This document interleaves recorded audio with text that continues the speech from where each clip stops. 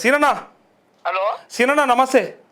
Sir చిన్న sir మాది నల్గొండ జిల్లా సార్ దేవరకొండ. పుల్లిగిల్ల శ్రీనివాసరావు. మా కొడుకుదా సార్ ఇది అరే శ్రీనివాసరావు చెప్పే బాబు. మాది దేవరకొండ మండలం సార్ నల్గొండ జిల్లా. చెప్పే అన్న మంచిదేనా అంతా? అబ్బాబాబా ఎన్నిసార్లు మీకు ఫోన్ చేయబట్టి ఇది ఇప్పుడు అందుకే నీ ఫోన్ కంటిన్యూ వస్తుందని వేరే వాళ్ళది ఆపినది లాబట్టిన చెప్పే. అవునా మేము హైదరాబాద్ వచ్చినాము. ఆడున్నావే? హైదరాబాద్ సరునార్లు ఉన్నావా? సరున్నారు సారే. అయితే ఎప్పుడు ఉంటారు అయితే మాకు ఫోన్ మీరు రాదు ఈ ఛానల్. అరే అరే అరే హైదరాబాద్ వచ్చి పెట్టుకుంటే రోజు వింటున్నా. అరే అరే యూట్యూబ్ లో వస్తుంది, ఫోన్ లో వస్తుంది కదా. మా చిన్న ఫోన్ కదా. అదే చిన్న ఫోన్ కాబట్టి రావట్లేదా? ఓకే నెంబర్ చూసుకొని రోజు చేస్తున్నా. ఇప్పుడు చెప్పిగా నువ్వు మాట్లాడు, కడుపు నిండా మాట్లాడదాం. చెప్పు ఏంది అంత మంచిదేనా? చాలా ఓకే సార్. చాలా రోజులు మీకు అంటే మేము పండుగకు వచ్చినాం వీడికి హైదరాబాద్ కు. పండుగకి వచ్చినావా? పిల్లల కాడికి వచ్చిన. ఇంటికాడ వ్యవసాయం ఇట్లా అంత మంచిగా ఉందా? సార్ బాగానే ఉంది సార్. మాకు చెప్పు సార్. మాకు రైతు బంధు వస్తుందా సార్ ఇప్పుడు? ఇంకా నెల పడుతుందట సార్. నెల అంటే ఇప్పుడు మేము పత్తి వేసినాము, మళ్ళీ మాకు బోర్ లేదు కదా. అవు ఆ పత్తికి వస్తుందా? వస్తుంది, దానికి కూడా వస్తుంది, పత్తికి కూడా వస్తుంది. ఏ పంటకైనా వస్తుంది, ఖాళీ బీడు పెట్టద్దు అంతే, దునుకం లేనిది ఉండద్దు. Okay thank you sir. పత్తి అయినా కంది అయినా చెరుకు అయినా నువ్వు ఏదైనా సరే తోట ఏది ఉంటుంది ఆ పంట. మేము పండుగకు వచ్చి ఎప్పుడు రోజు ట్రై చేస్తున్నాను ఫోన్ గురించి. అన్న ఇప్పుడైతే మొత్తానికి ఇగో ఒకటి ఇంటికాడ అంటే రైతులు ఏమనుకుంటారు గది చెప్పు అందరూ పోయినప్పుడు. సర్పంచ్ మా ఊర్లో టీఆర్ఎస్ గెలిచింది. ఎందుకు అట్లా? అయ్యో ముగ్గురు చేసిర్రు, బీజేపీ టీఆర్ఎస్ కాంగ్రెస్ ముగ్గురు గెలిచిరు. ముగ్గురు పోటీ చేస్తే టీఆర్ఎస్ అబ్బాయి 250 ఓట్లతో గెలిచింది. అచ్చా ఓకే టీఆర్ఎస్ గెలిచింది అంటే ప్రతిపక్షం గెలిచింది. ప్రతిపక్షం గెలిచింది. ఎందుకు అట్లా? రేవంత్ రెడ్డి అన్ని బాగానే చేస్తున్నా అంటుండు, సన్న బియ్యం ఇస్తే అన్ని ఇస్తే, రేషన్ కార్డు బియ్యము బస్సు అన్ని ఫ్రీ ఇస్తే, మరి నాకెందుకు పడలేవు అంటే? సార్ ఆయన ఏం చేసి ఒక బస్సు చేసిండు కానీ ఆయన ఏం చేసిండు సార్ అసలు? అంతేనా? మా ఊర్లో అయితే అందరు అదే అంటారు. మా ఊర్లో అయితే. మీ ఊర్లోనా? మాట మేము రావు సాపు. అదే కానీ తృప్తి లేదైతే ఓలకు? లేదు సార్ లేదు. మరి కేసీఆర్ ఎట్లా కొట్టిర్రే? అది మా ఊర్లో వేయలే. అంటే సరే నేను అనేది మొత్తం రాష్ట్రం అంతా అంటున్నా. ఇప్పుడు నీ ఒక్కంది కాదు, నా ఒక్కంది కాదు, మొత్తం రాష్ట్రం అంతా కాదనుకుంటారే కదా కేసీఆర్ పక్కకు జరిగి రేవంత్ ఎక్కిండు.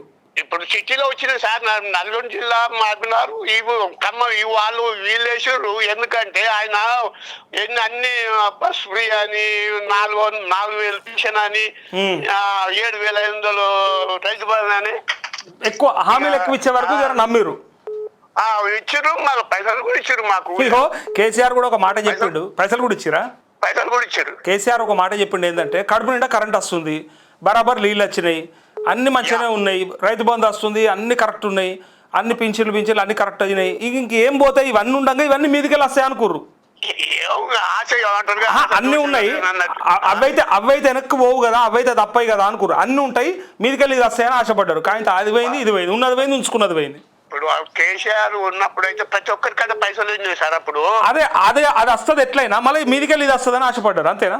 అంతే తప్ప ఆయన ఓడగొట్టాలని చేయలే ఆయన. ఎందుకంటే ఆయన జనాల కాడ మస్తు పైసలు. అప్పుడు మా ఊళ్ళో అయితే ఎవరు పైసలు ఆయన కాడైతే. ఒకసారి ఈ లక్ష్మీదేవి అట ఒక మెసేజ్ పెట్టింది, ఇంత బాగా న్యూస్ ఫాలో అవుతున్నారు మన జనాలు, ఇప్పుడు చదువుకొని వచ్చి మనల్ని పరిపాలిస్తాడు బాబు, అసలు ఈయన గారికి ఇన్ని రోజులు పర్మిషన్ ఎలా ఇస్తారు పరిపాలన చేయకుండా బాబు అంటూ. ఓకే ఇప్పుడు కరెంట్ పోయింది. ఇప్పుడు హ్యాపీ సార్ మీతో మాట్లాడుతూ. నాకు ఇంకా హ్యాపీ ఉండాలి, మనం అందరం సంతోషంగా ఉండాలి. అంత ఎన్ని బాధలున్నా అన్ని మర్చిపోయేటట్టు ఉండాలి. మీ సిమ్ మా కొడుకు తెచ్చినట్టుంది. అయితే నా పేరేమో నారాయణరావా? ఓకే. ఏం చేస్తుంటే నువ్వు? అంటే వ్యవసాయమేనా ఫస్ట్ నుంచి? వ్యవసాయమేనా, మన వ్యాపారం ఏమైనా ఉండేనా? వ్యవసాయమేనా? ఒకప్పుడు బాగానే ఉన్నాం, 3-4 జీతాలు పెట్టుకొని కాపురం చేసిన వాళ్ళే. అబ్బో. ఇప్పుడు అంతా ఇక మా తమ్ముడు నేను ఏర్పడ్డాం. ఆయన 20 ఎకరాలు, నాకు 20 ఎకరాలు ఉన్నది. కానీ ఇక ఇచ్చిపెట్టినాం. ఇంకా అంత హైదరాబాద్ వచ్చాడు మా పిల్లలు కూడా.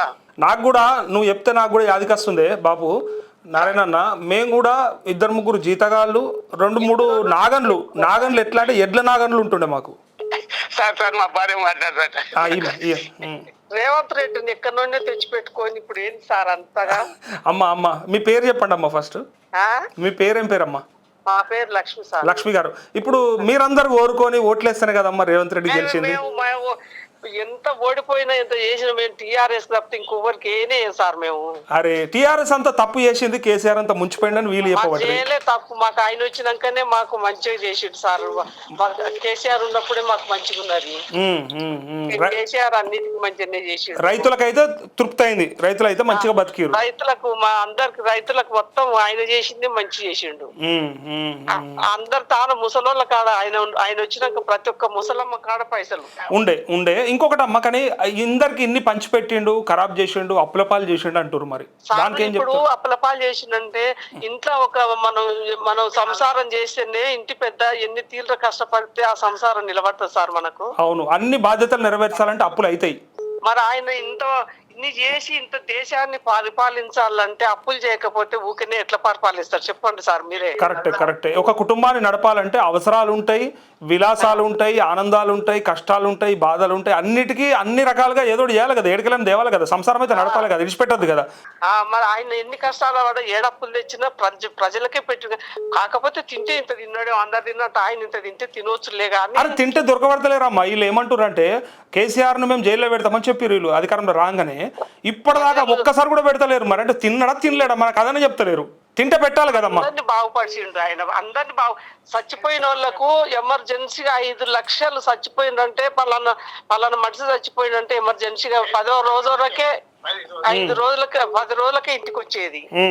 అవును, రైతు బీమా దేనికి చేసిండు ఆయన? రైతు బీమా అందరినీ గుర్తించే కదా ఆయన చేసింది. ఎవరు ఎట్లా కష్టం వాళ్ళు ఉంటారు అన్ని గుర్తించే కదా ఆయన చేసింది. అవునమ్మా, కరెక్టే. మరి ఈయన వచ్చి ఈయన చేసింది ఏముంది? వాని చుట్టాలకు, వాని బక్కాలకు, వాని ఎమ్మెల్యేలకు వాడు యోనోని కట్టుకుంటున్న దున్నపోతు తెచ్చి కట్టేసుకున్నట్టు అయిపోయింది. మంచిగా తన్నే దున్నపోతు పాలిచ్చే బర్రెని విడిచిపెట్టి అదే వచ్చింది. ఇప్పుడు మళ్ళీ ఇంకా మొత్తం ఆయన బొక్కల వాటి పెడతా 100 గజాలు ఇవన్నీ ఇట్లాంటి మాటలు మాట్లాడుతారు. అమ్మ ఒక మహిళగా, ఒక పెద్ద మనిషిగా ఒక మాట చెప్పమ్మా. ఇక్కడ ఒక పెద్ద మనిషి ఒక కామెంట్ పెట్టిండు. ఏమంటారంటే మీరు మాట్లాడంగా శ్రీనివాసరెడ్డి అయితే ఆయన పేరు, తాగి తిని పండుకుంటే ఎకరాల భూమి పోయి గుంట భూమి కూడా మిగలదని చెప్పి మళ్ళీ ఆ అప్పులు మనం కడతామా కేసీఆర్ కడతాడా అని అడుగుతుంది. అప్పులు అంటే అప్పులు కేసీఆర్ కడతాడా మనం కడతావా అంటే మన మీద ఇంత పడుతుందేమో, పడితే మన మీద ఇంత మనమే కదా కట్టేది. కేసీఆర్ ఎందుకు కడతాడు నాకు అర్థం కదా. పెట్టింది మనకే కదా, తెచ్చుకున్నప్పుడు మనకే పడుతుంది. పెట్టింది మనకే కదా. ఆయన తింటేనేమో నిజంగానే ఆయన కక్కిద్దాం అనాలి. పెట్టింది మనకైనప్పుడు మనమే కదా కట్టాలి. అన్నిటికీ ప్రతి ఒక్కదానికి మనకు తెచ్చిపెట్టిండు ఆయన. మరి ఇప్పుడు ప్రాజెక్ట్ అయింది, నీళ్ళు వస్తాయి. ఇప్పుడు ఈ కట్టిన కాళేశ్వరం అయితే ఆయన కొంటపోడు, ఆయన తీసుకుపోయి ఎర్రవల్లి ఫామ్ హౌస్లో పెట్టుకోడు. అందరికీ రైతులకు వస్తాయి. 89 లక్షల ఎకరాలు కొత్తగా ఆయకట్ట వచ్చిందట. 89 లక్షల ఎకరాలు పంట పండింది అంటే, అంతమంది రైతులు బతికిరంటే ఆ రైతులంతా ఎవరు మన తెలంగాణ కాదా? మరి సంతోషపడ్డట్టు కాదా? ఇప్పుడు కాకపోతే అది ఇంకా 50 ఏళ్ళు ఉంటుంది. మరి అప్పటిదాకా హలో సార్, నారాయణరావు చెప్పే సార్. ఇప్పుడు మా పొలం పక్కన గొడవ చచ్చిపోయిండు. 5 లక్షలు 10 రోజుల ముందర 10 రోజులకు వచ్చింది సార్ ఆయనకు. అప్పుడు వచ్చినాయి. ఎందుకంటే రైతు కుటుంబంలో అంటే రైతు మరణిస్తే రోడ్డు మీద పడొద్దు ఆ కుటుంబం అని చెప్పి మంచి ఆలోచనతోనే పెట్టిండు. అది ఇలా నేను కేసీఆర్ గొప్ప అంటలేను కానీ ఒక రైతు బతకాలని పెట్టిండు. ఎందుకంటే మనం చూస్తాం పేద రైతులని కొంతమందిని. బాపు నేను చూసినే 5,000 6,000 రూపాయలు ఇట్లా తీసుకొచ్చి ఇట్లా బిచ్చపొలకి ఇచ్చినట్టు ఇట్లా నిలబెట్టి ఫోటోలు దిగిపోతుండే కొంతమంది. సరే ఆ టైంలో సహాయం ఇస్తుండొచ్చు, కానీ అది చూస్తే బాధ అవుతుండే. అదే 5 లక్షల రూపాయలు అంటే ఆ కుటుంబానికి నిజంగా ఏ అవస్థ ఉన్నా ఏ కష్టం ఉన్నా ఆ క్షణాన తీరిపోతుంది. చాలా మంది నేను చూసినా కదా, ఊర్లో నేను చూస్తా కదా, ఆ చెక్కుతోని ఎంతో మంది ఏదో ఒక రకమైన పని చేసుకున్న వాళ్ళు, ఆ పిల్లలు ఇంకో ఉద్యోగమో వ్యాపారమో పెట్టుకున్న వాళ్ళు, ఏదో రకంగా చేసుకున్న వాళ్ళు చాలా మందిని చూసినాం. చదువులకో దానికో దీనికో. 5 లక్షల రూపాయలు అంటే యాడికెళ్ళొస్తే ఎవడిస్తాడు చెప్పు? 5,000 రూపాయలు ఇచ్చి వాడు 4 ఫోటోలు దిగి ఊర్లో పెట్టుకుంటాడు, సర్పంచ్ కావాలని, ఎంపీటీసీ కావాలని. ఇగో నేను పోయి ఇప్పుడే కదా చచ్చిపోతే 5,000 ఇచ్చి వచ్చినాని. 5 లక్షలు అంటే ఏంది? అది ఏడికెళ్ళొస్తాయి? రైతు అనడం చూస్తాడు 5 లక్షల రూపాయలు? చిన్న రైతు చూస్తాడు అనడానా? వాళ్ళ భార్య మా పేరు ముత్తమ్మ ఇంకా ముత్తుకుంటా పాపం ఇంకా దేవుడు ఫోటో పెట్టుకున్నారు ఇంకా సెక్రటరీ. సరే బాపు, సరేనే. Thank you Naranna. Okay sir. Thank you. ఇలా కడుపు నిండిందా, తృప్తి అయిందా? అబ్బాబు నేను హైదరాబాద్కి వచ్చిన కాంచి టీవీలో చూసుకుంటా ఊరికే ఫోన్ చేసిన. నారన్న, ఇప్పుడు ఇది మళ్ళా మధ్యాహ్నం దాకా వస్తుంది, మంచిగా మళ్ళా వస్తుంది, చూసుకో. మళ్ళీ ఇది సపరేట్ బిట్టు కట్ చేసి పెడతా, వార్తలలో ఎప్పటికుంటుంది ఇక నీ మాట. ఓకేనా? థ్యాంక్ యూ బాపు. నమస్తే. నమస్తే. నమస్తే.